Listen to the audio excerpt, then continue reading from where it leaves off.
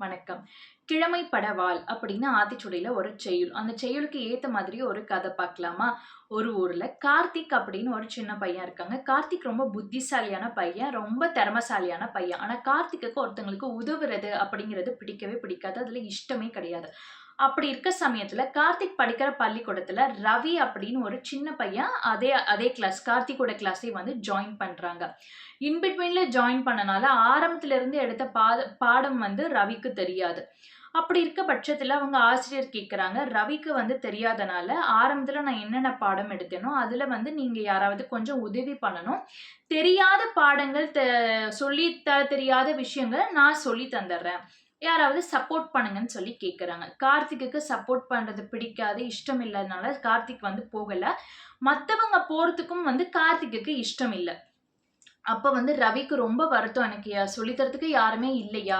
அப்ப நான் நியூவா ஜாயின் பண்ணியிருக்கேன். அப்ப எனக்குன்னு சப்போர்ட் பண்றதுக்கு யாருமே நண்பர்கள் இல்லையான்னு சொல்லி ரொம்ப வருத்தப்படுறாங்க. அப்படி இருக்க சமயத்துல உடனே வந்து ரகுன்னு சொல்லிட்டு ஒரு பையன் அதே கிளாஸ்ல நான் உதவி பண்றேன்னு சொல்லி ஆசிரியர்கிட்ட சொல்லி ரவிக்கு வந்து உதவி பண்றாங்க. ரவியும், ரகுவும் டெய்லி எப்பல்லாம் பிரேக் டைம், எப்பல்லாம் மீன் டைம் கிடைக்குதோ உட்கார்ந்து 2 பேருமே சொல்லி அதாவது ரகு வந்து ரவிக்கு சொல்லி தருவாங்க.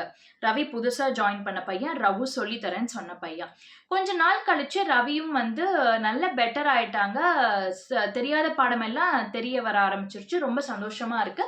அப்ப அவங்க என்ன பண்றாங்க, ரகுக்கு போய் ரொம்ப நன்றி. யாருமே எனக்கு உதவி பண்ணாத சமயத்துல நீ தான் எனக்கு வந்து சப்போர்ட் பண்ணியிருக்க. எனக்கு எனக்கு இந்த அளவுக்கு தெரிஞ்சது அப்படின்னா, நீயும் அதுக்கு ஒரு காரணம். ரொம்ப ரொம்ப நன்றின்னு சொல்லி சொல்றாங்க. 2 பேருக்கும் அவ்வளோ ஒரு சந்தோஷம். ரவிக்கும் ரொம்ப சந்தோஷம். ரகுக்கு அத விட சந்தோஷம். நான் சொல்லிக் குடுத்தனால ஒரு பையன் இன்னைக்கு வந்து பெட்டரா ஃபீல் பண்றாங்கன்னு சொல்லி ஒரு ரொம்ப சாட்டிஸ்ஃபேக்ஷன்.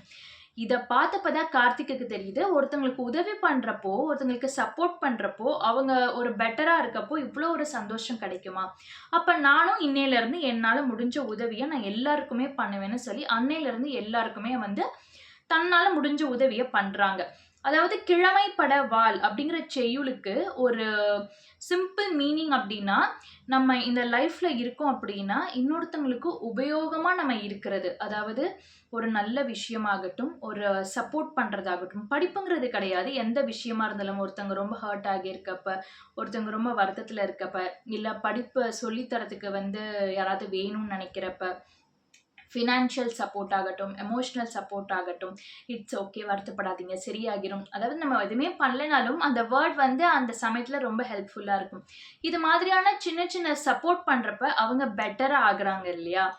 ஒருத்தவங்களுக்கு உபயோகமா இன்னொருத்தவங்களோட வாழ்க்கையில நம்ம ஒரு சின்ன உபயோகமா, ஒரு கடுகளவு ஆ உபயோகமா இருக்கிறதுமே வந்து ரொம்ப ஒரு நல்ல விஷயம். அதுதான் வந்து கிழமைப்பட வாழ். அதாவது நம்மளோட வாழ்க்கை, நம்ம வாழ்றது அப்படிங்கிறது, இன்னொருத்தவங்களோட ஒரு சின்ன சப்போர்ட், ஒரு சின்ன பெட்டர்மென்ட்டா இருக்கிறப்ப, அது ஒரு ரொம்ப நல்ல விஷயம். அத எல்லாருமே பண்ணணும் அப்படிங்கிறது தான் கிழமைப்பட வாழ் இந்த செயலோட மீனிங். நன்றி.